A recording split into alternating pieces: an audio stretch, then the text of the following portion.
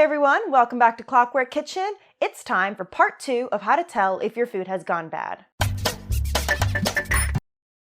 Since this is part 2, there's obviously a part 1. Last week we talked about vegetables and fruit. I'm going to link that above and down below in case you haven't seen it, and I would recommend starting with that one because today I am going to breeze through a couple of the basics that I covered last time just so that I don't regurgitate myself, so go back and watch that if you haven't already, and then come back to this one. Today we're going to talk about meat and dairy. As a super quick recap from last time, I don't think that there are any hard and fast rules. I'm definitely not going to provide you with any. How long your food lasts really does depend on how fresh it was when you bought it, how you prepared it, and how you've stored it. Don't really believe in expiration dates, at least in most cases, and at the end of the day, it's up to you to figure out if your food has gone bad or not. And I'm not saying that to freak you out, I'm saying that to empower you. Your best tools to tell if something has gone bad or not is going to be your senses. Smell, taste, touch, sight, not really sound. Don't worry about that one. I'm going to walk you through how to assess these food groups. As I said, today we're talking about meat and dairy. These are things that you're storing in your fridge that are perishable. We're going to get to the freezer at some other point. All right, let's get into it.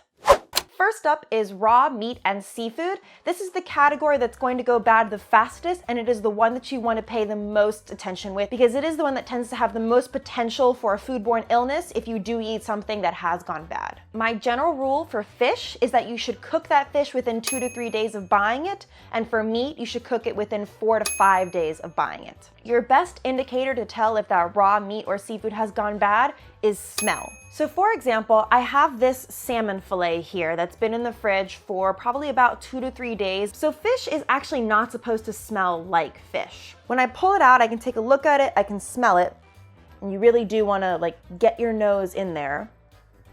And it honestly doesn't smell like anything. There are some fish that might smell a little bit fishy, but those fish also tend to taste a little bit fishy. If you're not sure, you can always ask the fishmonger when you pick it up.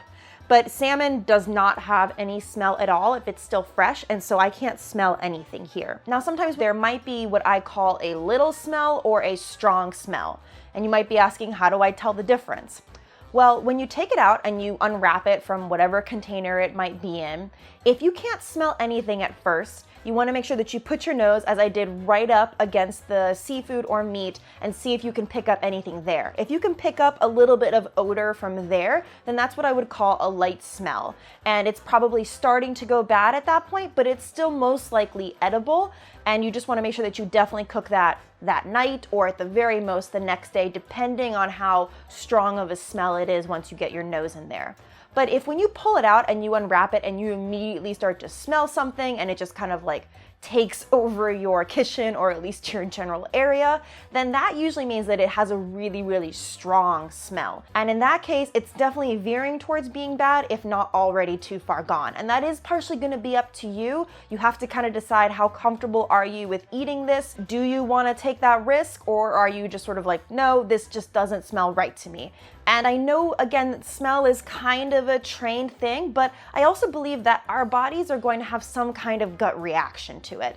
Try to pay attention to your body language. When you smell it, do you immediately jump back and recoil and you just kind of go, oh God? That is your body telling you that that is not a good smell and that you maybe just shouldn't eat that. If you smell it and you kind of think okay, maybe, then you might still be in that range of it being okay. Now, I do want to clarify that if your meat or seafood does have a little smell, while it's probably still okay to eat, you do want to make sure that you cook it well. If your ground beef starts to have an odor, this is not the time to make a medium rare burger. You want to make sure that you cook that well to at least medium well to make sure that you're cooking off anything that might be in there that could harm you, and just, take that precaution. Another indicator for raw seafood and meat is going to be touch. When you run your finger over the piece of meat, you want to make sure that it's not slimy.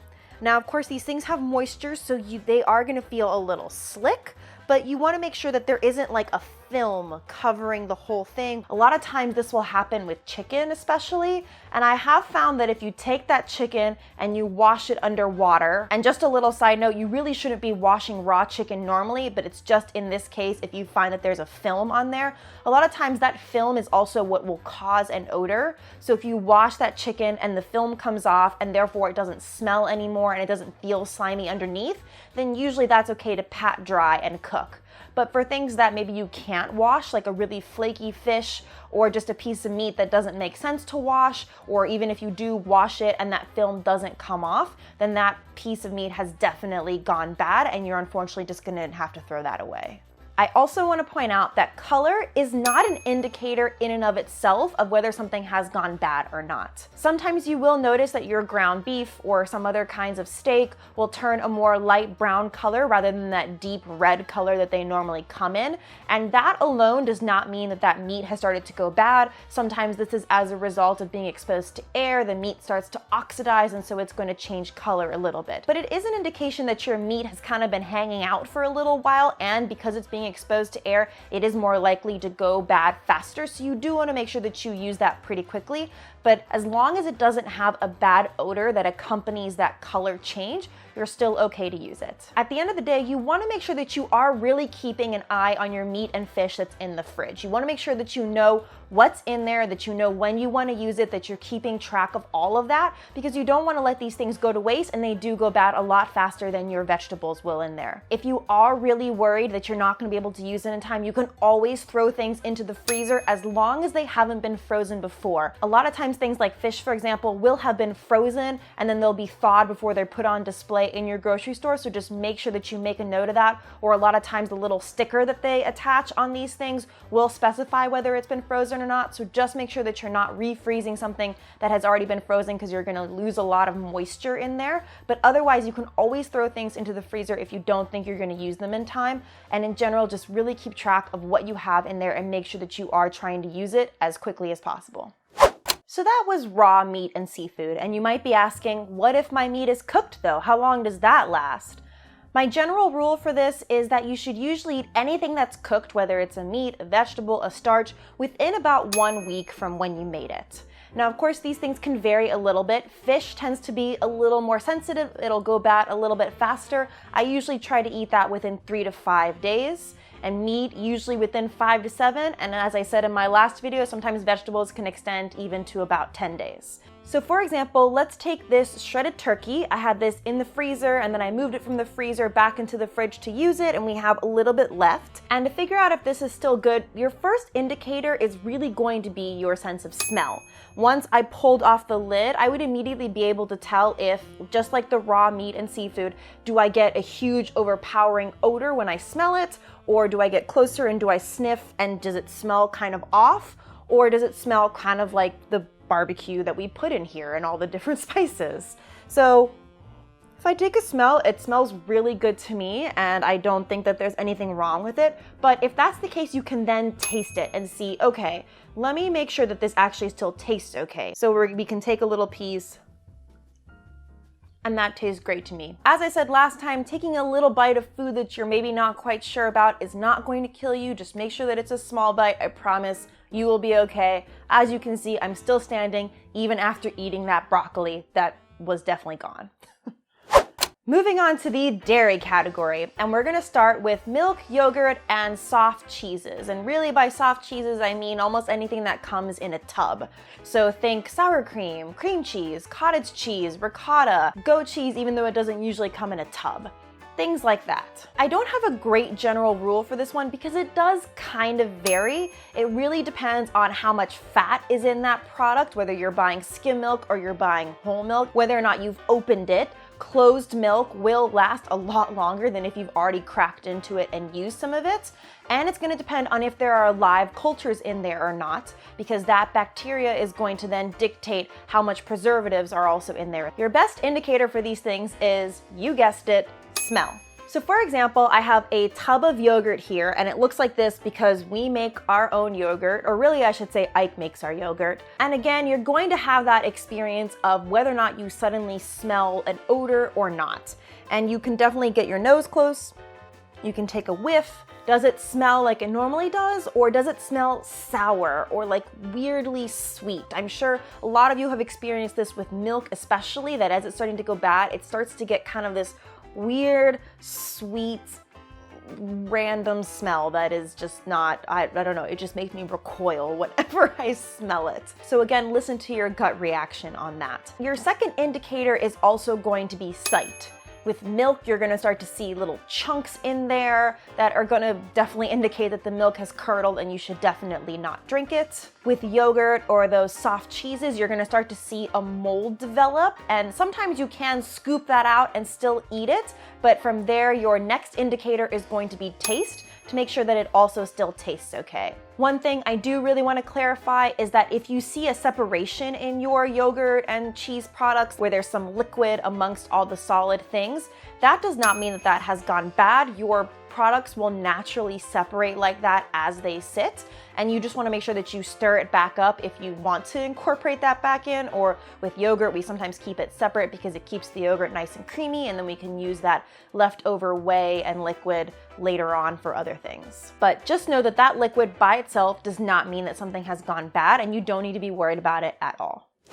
Our next category is the rest of the cheese family. These are things that you think about when you normally think cheese, what we would probably call semi-soft or hard cheeses, things like Parmesan, Gruyere, cheddar. I probably don't need to continue. Your best indicator for this one is going to be sight. So I have a tiny piece of cheese here that was shoved in a little Tupperware way in the back of our cheese drawer, probably completely forgotten about.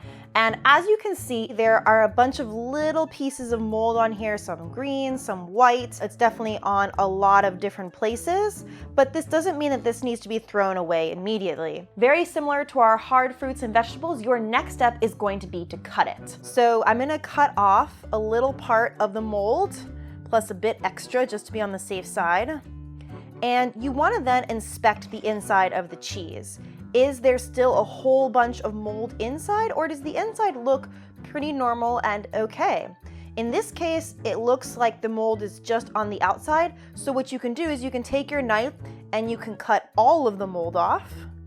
And as you can see, this now looks like a totally normal piece of cheese, totally fine to shred and put into an omelet or just eat in whatever way you want to. This is much easier done with semi-soft and harder cheeses like this one, or an even harder one like Parmesan. Stuff like Brie, you want to be a little bit more careful about, and a lot of times if the whole thing is covered in mold, you're probably not going to be able to salvage much of it. So just tread carefully with it, taste it if you need to see if it tastes right. That's another great indicator after sight, and then make your best judgment from there. Last but not least, we're going to talk about eggs. To me, your best indicator is, again, going to be smell. They're going to smell like rotten eggs, and that will tell you that your eggs are rotten. They will smell like sulfur. They will give off a really bad smell, especially if they have been sitting for a very, very, very, very long time. And if you're not sure, you can always take the egg and literally put the shell up to your nose. And I know this might look really silly, but just do it. You can put this up to your nose and smell it and see, okay, does it smell like sulfur? Okay, it doesn't. Then if you want to do a secondary test, you can crack the egg into a bowl and then smell the actual egg and see, okay, does that smell rotten? And if it doesn't, then it's good to use. And I will be honest, this really hasn't happened to me before because eggs last a long time. If you are using eggs that are more than a month old, you do want to make sure that you're scrambling those eggs or that you're hard boiling them, and actually hard boiled eggs work even better when your eggs are really old. You just want to make sure that you're not making like eggs over easy where you're eating that yolk raw. You do want to make sure that you cook it well, kind of similar to that ground beef that I mentioned earlier. But in general, eggs will last a really, really, really long time. So I would not stress at all about the expiration dates on those eggs or how long you've had them. My guess is you're going to go through them in time and you won't have to worry about this too much. And just, if you really are nervous, follow these indicators.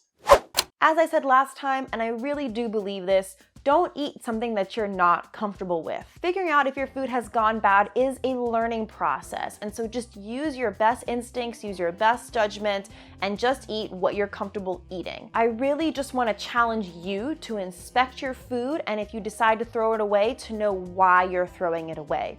This will help you save food in the long run, help you save money, and especially in the middle of this pandemic right now when a lot of us have stocked up on food, to make sure that you're not throwing things away if you don't need to, so that that food can last for as long as possible. That's all we have time for today. Thank you so much for stopping by. Please help support my channel by giving this video a thumbs up, subscribe down below if you haven't already, and hit the little bell icon to be notified next time I post. And if there is something that you're struggling to figure out if it's still good or not, leave me a comment down below or send me a DM on Instagram and I'll try to help you out. Stay safe out there and happy cooking. Bye for now.